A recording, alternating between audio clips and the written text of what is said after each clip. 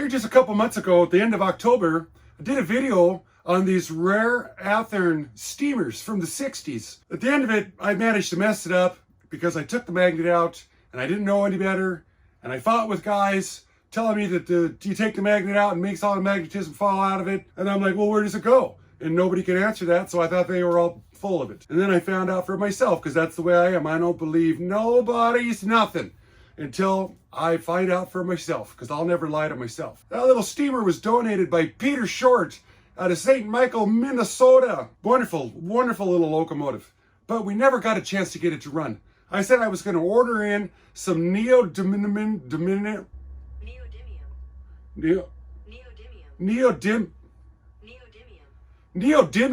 Rare Earth magnets. Not Middle Earth magnets, but Rare Earth magnets. They're supposed to be the most powerful magnets they've got out there. So I ordered some up, and waiting for them to show up, this fella named Tim Rose out of Rockwell, Texas, gets a hold of me and says, hey, I'm going to order up a Ronald Dodds Re-Magnetizer. And I want to know if you want one too. And we'll get one. He lives out there in Europe, England, the UK, Britain, this area, somewhere in here, over there. He makes these Re-Magnetizers. Now, I've been looking for a Re-Magnetizer on the Amazon for quite some time, and they kept coming up with these dang things that you stick your tool in, and then it magnetizes it, and then you demagnet your screwdrivers. And your needle nose pliers is what I'm talking about. These. I was never able to find a Re-Magnetizer for Alnico magnets. That's the ones that are in the old Pitman style motors. These ones, like this. So I was all on board. I was happy. He puts the order in, and I'll be danged if it wasn't less than a week. It was on my doorstep, shipped across the pond to his place. He boxed it up. He made some customizations for it, made a cool little box to put the compass in, and he shipped it up to me. So here we are, and we're going to try it out. We're going to re-magnetize that Alnico magnet and see if it works and see how well it performs. And then we're also going to put in some neodymium, yes, magnets, and see how well that works as well. So this is going to be an exciting A-B comparison. What's the best route to go? I'm Ron, Classic Model Trains. Let's get into it.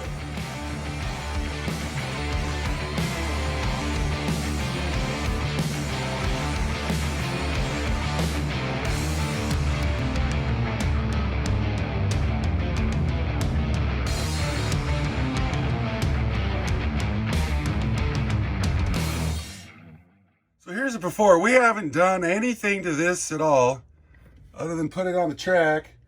We got voltage. There's some amperage, but you see, I mean, they're full.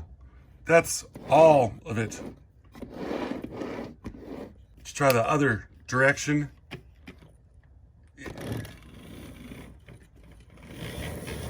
That's full bore. That's not really good. Backwards, now that we've warmed it up. Oh, I can smell the motor already. There's just nothing going on there. It's because that magnet's so weak. Let's pop that motor out and let's rejuice it. We're gonna re-magnet. Motor out. We're gonna pop this motor out again. Trying to get my memory juices to flow. The bolt is underneath here. This one.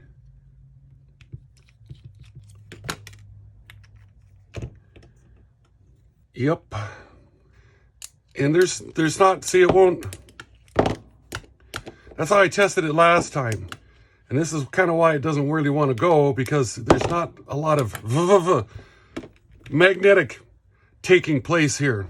So we got her all wired up here. I hope I don't erase all the memory in my computer. And it says it wants to know what the north is. North, because the pole, the magnet, north, south. I figured out that the red tip is the north. So N is over here. And apparently we got to put it in with the north face in that direction. And you put it in assembled like this. And we just give it a little bit of a microwave. Here, little, like, wait a second, is it in? Okay, here.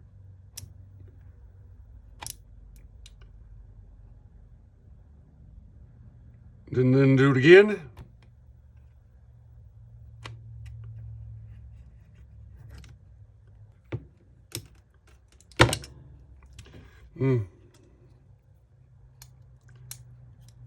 Not really. Not so much. This side towards the north.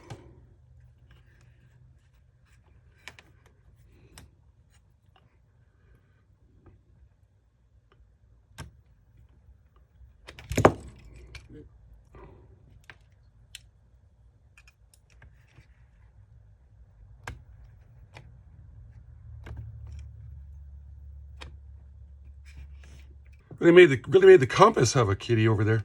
I'm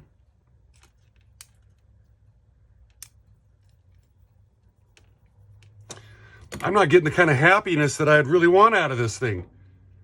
It says you got to keep the end plates on it. I can keep the end plates on. I could take the magnet out. We'll lose this rear cover. Maybe get just this part out. I want more.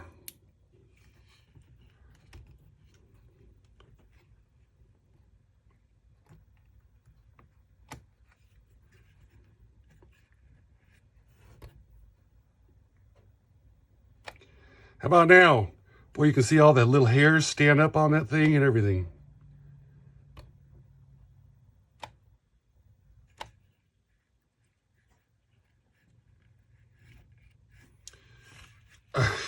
Okay.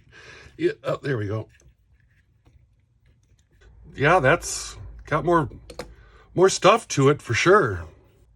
Yeah, I didn't pay attention to which direction I pulled this out. I thought it was like this. Little fight to get this back together. And of course the motor's bound up because that's the way life is. Okay, get it. Oh no, now. Don't lose that little ball bearing in there. My goodness. I just want to turn the shaft. Could you work with me just some? These plates, they're sticking to the motor, creating havoc. We got a lot more magnetism going on, so I'm really excited about that. What was that? Oh, now a brush fell out. It's falling apart on me. Okay, there. That's spinning. Put this guy over here on the north side. Put this guy over here on the south side. We got all the stuff back on. But look at this. It's holding a lot better. So I'm going to get this back in the chassis and we will take a test drive and see if it'll even move now. Mostly nothing. Well, that's fantastic. That's horrible.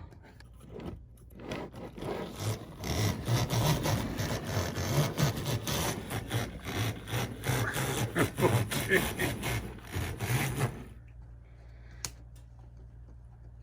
Not the happiest thing I've ever heard moving. It's really not any better. I don't know what's... Of course, that stupid gearbox. Yeah, we got to do something with that. That's creating some problems. Forgot all about that.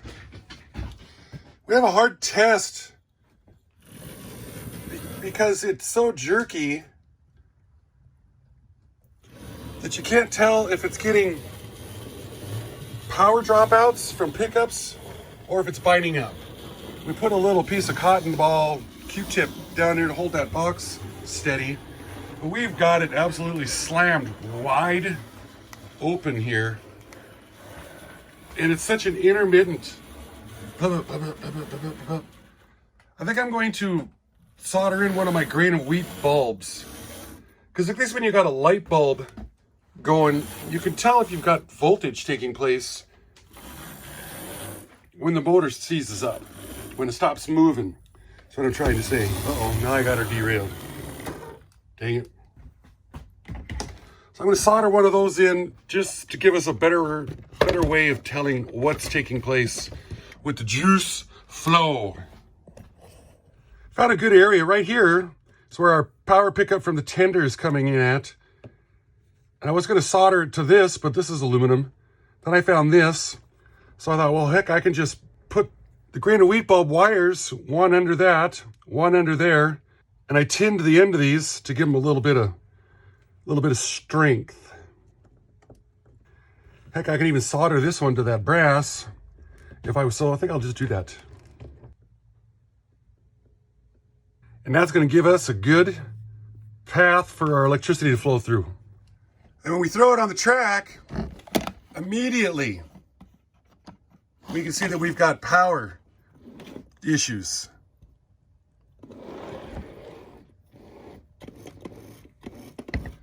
So that makes it hard to get any real numbers because our juice keeps going up and down. I'd have a hard time running too if that was going on. Now some people tell me that this wire right here, this is coming from the tender. All the power is coming off of this tender. Half of it's coming through the drawbar and the other half's coming through here because this plugs in up here. Guys tell me that this over here can be used as a place to pick up the power also. But this is an odd little shaped device to make. I've only got this one and I don't, what is a guy going to do? We got to find a better way to get better juice into this thing. Because where it's flowing up through this drawbar up into this pin, and you see that little thing that's soldered onto the bottom there, that's not doing a very good job connecting. It could be that that pin right there isn't doing a very good job. It could be the wheels are dirty again, the trucks are buggered up. There's just a lot that it could be having problems with. Process of elimination. Well, I got in here with my multimeter and tested all the juice flowing through here. And it ain't got, it's got good numbers over there. And I checked the wheels, the path of the wheels to this, and it's got the good numbers on it also. The ground, from chassis ground to this chassis ground, has got good numbers. But what blows is when you go to this one over here to the drawbar. And this drawbar, I was able to pull it back and forth and get really, really poor numbers. So we're not getting any good juice through there. Since this is there, I went ahead and I made this.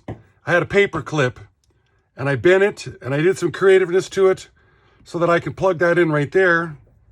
And we're going to screw that onto the post in front of this motor where I kind of put the light at. So pop the motor out again, wire this in, then we're going to have good juice flow.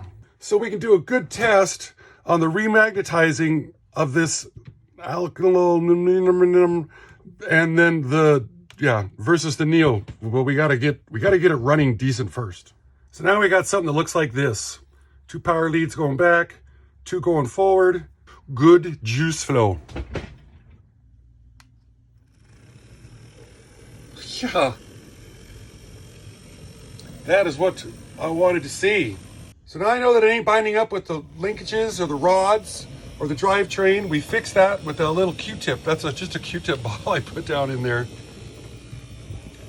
The light is letting us know we got good juices going on. Right now we are performing well. These gauges here, so beneficial with this. I mean, I'm actually quite happy with the performance of this thing now. Remag in that motor. Creep speed, what can we get? Oh, it's still moving. What are we at here? 4. It's still going. Yeah, holy moly. I think we need to give it a load to tug on so we can do an A-B comparison. I still want to put some Neodymium magnets in there. These are just normally weighted Tyco Virginian hoppers, quad hoppers. And then it just seemed a little easy, so I put my test car on the back of it. That's a 1 pound car. It's an Athearn, and it's just got its stock Athearn wheels. So there ain't no metal wheels on this or nothing. And people say that these are poor pullers because of the plastic wheels. And I'm not seeing any problem at all with this. They weren't made to pull 50 car loads and stuff. And it's creeping along. We're still, I think, quite respectable. Quite respectable. I am impressed with this and its stock motor. I don't know if the Neos are gonna do any better or not. Look at this thing. it's a like 61, 58. I can't remember. What was it? I just want to see if it'll keep doing it. We are 6.5 volts. It's pulling 3/4 of an amp. But man, that's a nice creep. Holy moly. And it's still got this stuff on there. So I guess the only thing to do now is pull it apart and throw some neodymiums in there and see if it does better. I gotta take a shot of this so I remember what it was pulling. Man, that's nice. It's still moving. Wow. Well, now we had a really good example of why good strong magnets are kind of important in an electric DC motor. But why are they important? Well, I decided to try to describe this to you, and I did find the shop steward to the graphics department and told him to go get the rest of the graphics boys together and get them to make me an animation. And come to find out, after the contract has been signed, that they don't know how to do computer animation. All they know how to do is stop animation. Well, I guess, we'll go back to the 80s to do this animation thing, but I'll try to describe it how the thing works. We'll see if we can still use their work anyway. Let's check it out. So we got a very basic drawing of a DC electric motor here. The Alnico magnet is sitting down here, and then the pole, of course, north and south.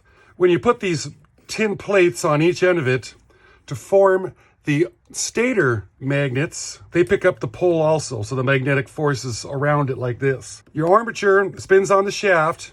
The green things here are the brushes, and then these fillers out here is the actual armature, or sometimes called the rotor. The rotors are little tiny electromagnets. So there's windings that come off each one of these segments of the commutator, and it wraps around each pole and turns this into an electromagnet. And then since the juice, which flows out of the negative side, goes through the coil, this one and this one right here is making a contact.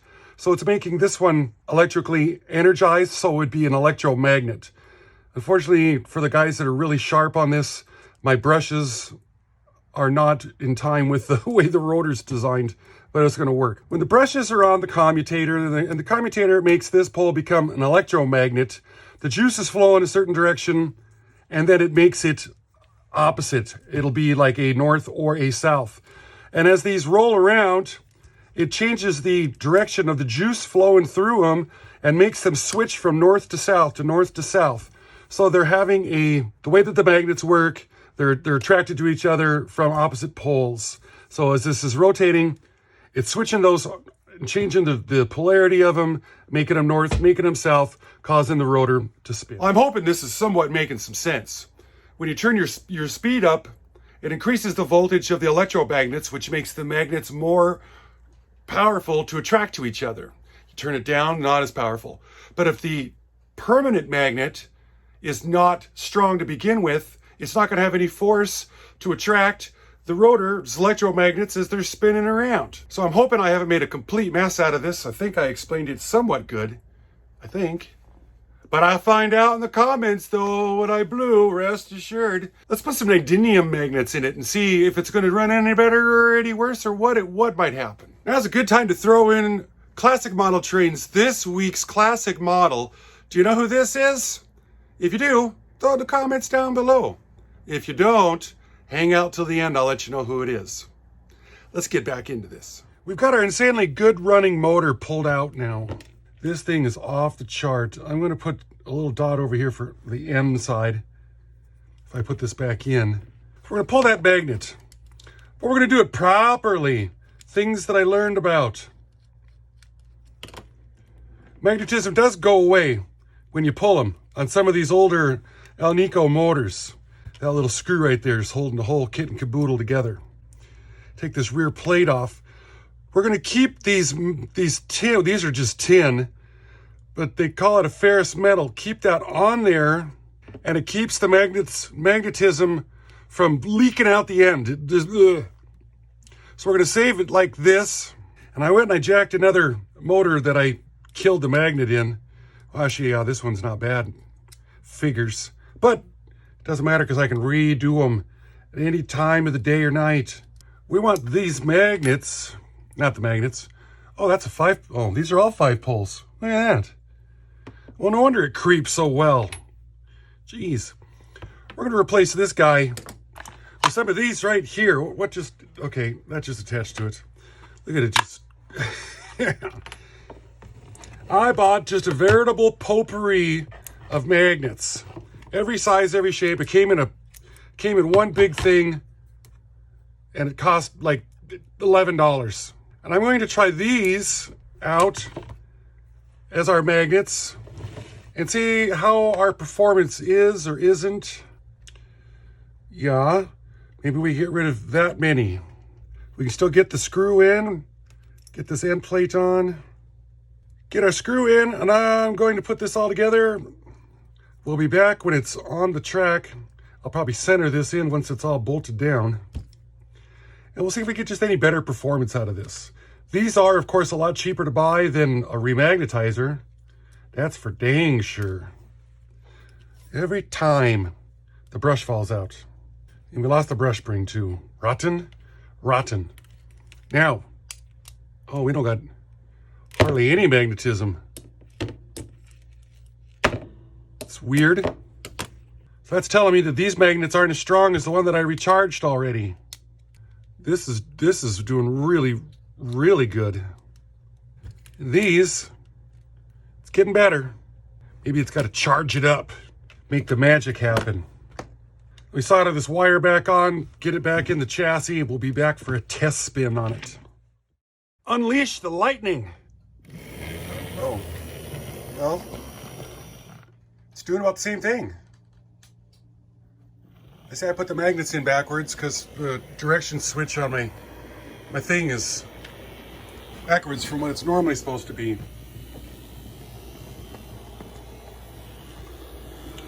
Now, it's kind of like it took all the magnets a while to kind of do what they wanted to do. Here's a load right here. We got enough poo to do all that. So far we do. I got to keep an eye over here. Oh, okay, that's enough. I don't usually run stuff this long. Grunt, get her going the other way. Okay, it doesn't have... You see that we're just creeping along there. But look what we're pulling. Pulling 8, 9 volts. And close to 1 amp. And it stalled out. Oh, it stalled out all the way now. Really? I gotta give you a little push.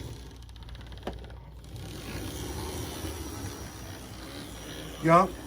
Nowhere near the performance. Stalled out again. Still stalled out. Didn't expect that. Plus I can smell the motor. When it stalls out, then it overheats and makes that aroma a little bit. So out of all of these, I had to use pretty small ones. I think it was these ones right here. And they got enough juice in them to replicate this after it's been re-magnetized. So that's an interesting conclusion for these. Now I gotta take it all apart and put it back together again. Dang it. No torque on it. Here's how many I had stacked up in there. 3, 4, 5, 6, 7, 8. 8 of them. And it's holds that motor pretty good now. It took it a while, but not as good as you'd want it to. Interesting. Now, of course, we're constricted by the space. You know, is it as tall as this is? Sorta, yeah, but it's definitely not as wide because I couldn't find rectangular. Yeah, that's what I'm looking for. So these did not come around as much as I'd hoped for. Now, since I've taken this out again, I'm probably going to give it another juicing because I just want it to be everything that it can be.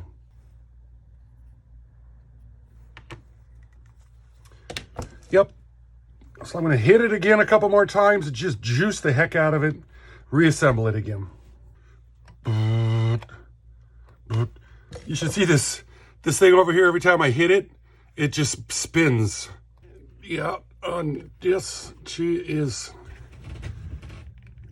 in there. Yeah, loving it. Well, here she is all put together, same load put on it, 1 pound car at the end. And this is with the Alnico magnet. It's been magnetized. So we are now pulling 7 volts, 3/4 of an amp, maybe 2/3. Of course, with this load on it, it doesn't creep quite as well. Maybe if she gets warmed up or something, it would. We're like 6 volts now. With that 5-pole, that's what's really making the difference here. And then, of course, my grain of wheat bulb is, you can't see it because it's only got 5 volts going on. LEDs, I guess. Oh, you bugger. But that, I think, is a great little feller. Stock Tyco cars. And I can back it up with the heaviest car at the back and nothing derails. I ain't done nothing to them Tyco cars but put that little fake coal load in it. I love this locomotive. It's now become one of my favorites, except for it's got the wrong road name on it. Classic Athearn steamer running like a dream. Oh, dang it. I would have never guessed that a remagnetized Alnico magnet from the 60s would outperform these brand new rare earth neodymium magnets. I just, no. Now, somewhere I heard that the neodymium magnets are too powerful and they, for some reason, don't work well in this type of application. I don't know. I heard it. I was just talking with Tim Rose. He said he heard it. Maybe we think we've seen it in a video somewhere. I don't know. I'm glad that I found this thing. A couple guys suggested it. I seen the videos of it on the YouTube. Ronald Dodds. They're also the Hornby Dublo. It's Hornby Dublo Re-Magnetizer, or you can look up Ronald Dodds on YouTube. So where can a guy get these things? On the eBay for the UK, they got one here. What do they like to call it? £109.95. I think that's how they say it, yeah. Then I dig it around on the American eBay, and it says that they got one over there, $164.28, plus a boatload of shipping, $38 from the UK, of course. Or if you want to talk to the guy himself, email him, ronald.e.dodd@aol.com. And then you have to pay with PayPal the current exchange rate between pounds and American dollars, plus the shipping. But apparently it comes really fast. Amazing product. I love it. I love it. Another tool. It's always about the tools that make the job itself easier. Our classic model of the week is Sharon Stone, Basic Instinct. Yeah, the Basic Instinct movie with the yeah. I want to thank all the 33%ers for hanging out with us till the end of the video. Hopefully everybody had a good turkey day. Either they were with family that enjoyed each other's, or it was a dysfunctional family reunion, or you just stayed home to avoid all the dysfunctionality. One of the three is what it always boils down to. So thanks to all the channel members out there. I've had a great time putting this video together, learning some stuff. Talk to you next week. Bye-bye.